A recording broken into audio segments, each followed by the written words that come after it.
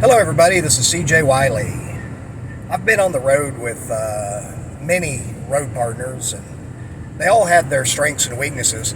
Especially some of the most successful trips I took was with females, attractive females, because they could get guys to play me that normally wouldn't, just because they were trying to impress the girl. But I had the most success when there was three of us, which sets up what's called a triangular dynamic, where you can play two against one. And what we would do is the three of us would go into a place, and generally the one that was not the best player would get up and immediately lose. Generally play like a race to three for 50 or 100. And lose two sets. That was just standard. Just give them the money. So that would open up their desire to try to win more. So then that guy would refuse to play, and they would have to play one of the other two, which is generally me and like Doug Smith in one case. Strong Arm John and Doug Smith were two of my original road partners from my high school days. They actually took me out of high school, and we went on a trip through Kansas and down to Ponca City, Oklahoma, where David Matlock was, and there was a lot of action. And that's what we would do. Is usually John would get up and lose the money, and then Doug and I would go back and forth and beat the players and get them stuck, and then at the end they would try to win it all back off John, and he, of course, played a lot better than what they thought. So he would trap them up, and that was kind of the icing on the cake.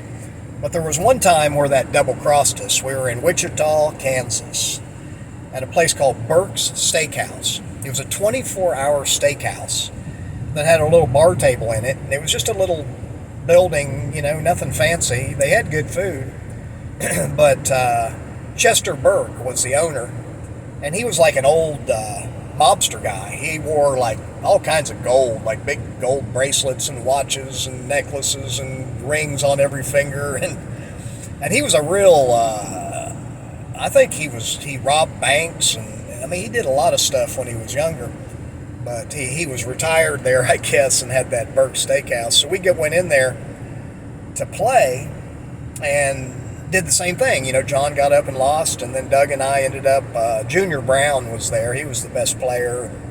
I think Doug beat Junior Brown, and I beat a couple other guys. And anyway, we were all set up for John to take them off. But they had come out and offered John, who loved to eat, some biscuits and gravy, and said how great this gravy was. And he said later, it looked like they were aiming at one of the biscuits and gravy, and they gave him a bite, and it was jarred. They had hyoscine, which is it's a drug used to make women dilate during labor. It puts them in like a comatose state, and when you're on that stuff, you feel like you're invincible. You feel like you can win at any time, but you can't play. And I've been jarred several times, and it's no fun. It messes me up for several days after. And you don't know when it's happening, because like I said, you feel real good. You feel like you can run. At one point, I thought I could run like 5 racks, anytime I was getting ready to shoot, and I couldn't run 5 balls. So it just plays tricks on your mind. Anyway, they jarred John, and now he's playing, and Doug and I are watching. Well, John can't play. He plays real slow anyway, but he would take like 20 strokes and then shoot it straight in the rail. And Doug was like, what in the world is going on? And he's going up to John. John's like, no, don't worry. He says, I'm just, I'm stalling. He says, I can win at any time. And so he just kept doing it, and we kept losing. And Doug and I were talking like, what in the world? And then, it kind of hit us. It's like, man, I think he's jarred. So he wouldn't quit. And he's a real big guy, muscle-bound guy, and it's, hard to make him quit.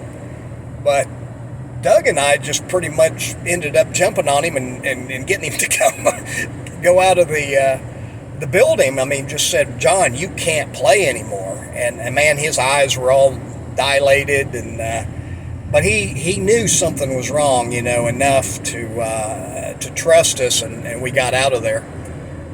But yeah, that was one time where and I never approved of that kind of stuff. Like I said, that's pretty underhanded. I'm surprised that doesn't happen more often. I don't hear of it happening that much these days, but you never know. But we went on down to Ponca City, Oklahoma, and the guy that owned this bar was named Ron Phoebus. So Doug was going to try to get the 6 ball from David Matlock on the bar table. And, that would have still been a tough game. Matlock was one of the best bar table players in the country, but Doug played about the 8 under the champions. So they couldn't give him more than the wild 8, and he could generally win. He played super good on a bar table. So we went down there, and I remember Phoebus was a real hustler. And he would just say, you want to gamble? I like to gamble. Let's just gamble. Let's put up, play sets, just gamble. Gamble, gamble, gamble.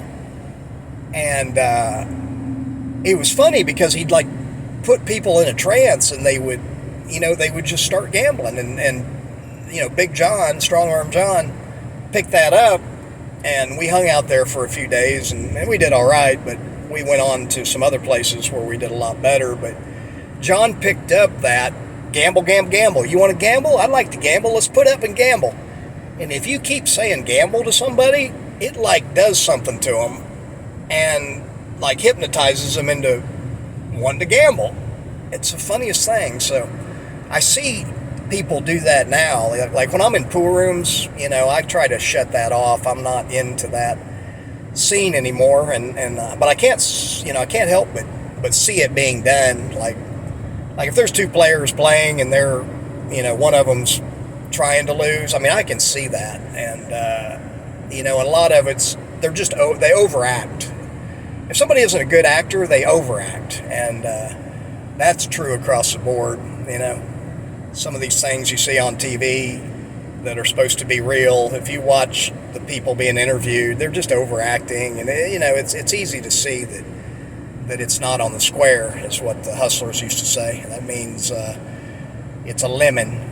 We used to call it lemonade, or putting on a show, where you're putting on a show for the whole place with the intention of usually one person loses on purpose, and then he's got somebody that he's got in mind that sees him lose, and the only reason they're playing is to get the third person involved and then beat him out all the money.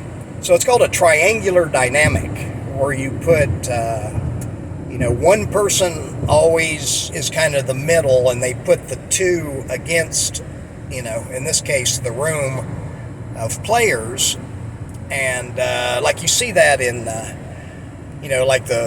political narratives. You got the right and the left, and then you got the media in between, and they're really all in together, and they just they're just shilling, and they both target a certain type of person, and they just say everything that they want to hear, but they're really all in together.